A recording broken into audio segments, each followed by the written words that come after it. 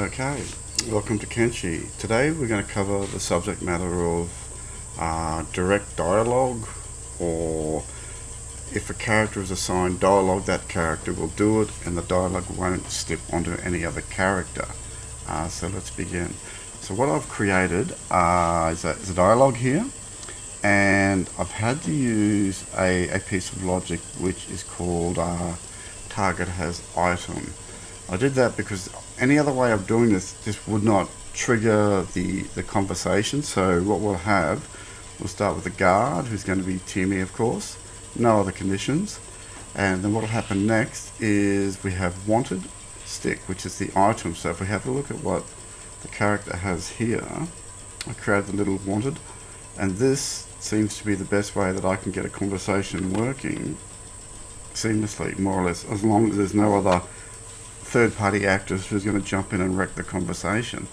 So what I wanted to do for this one is each character that I have, that's Zill there, that's Stick there, back to the guard, that's back to the guard, that's nobody. So that's a generic, it doesn't matter, one of our characters, I guess you could say, will say it, so it's not really directed.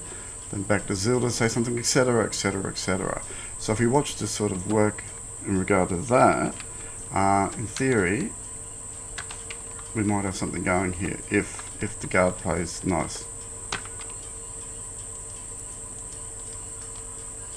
So he does his bit, and every character has assigned a bit of dialogue.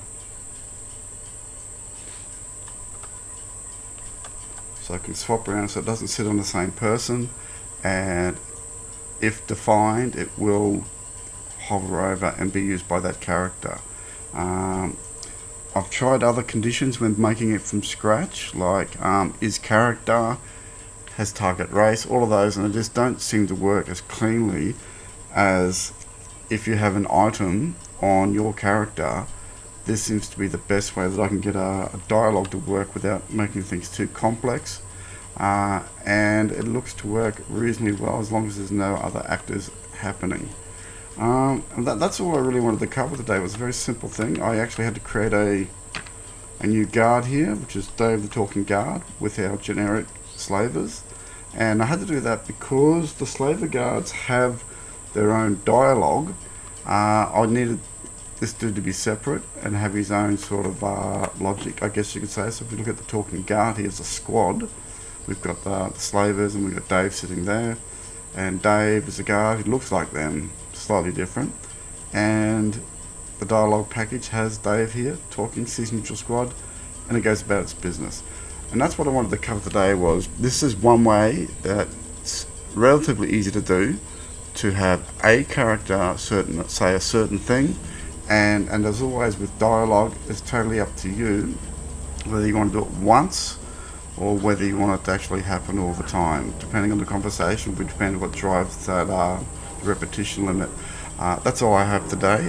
Thank you, and please enjoy playing more Kenshi. Bye bye.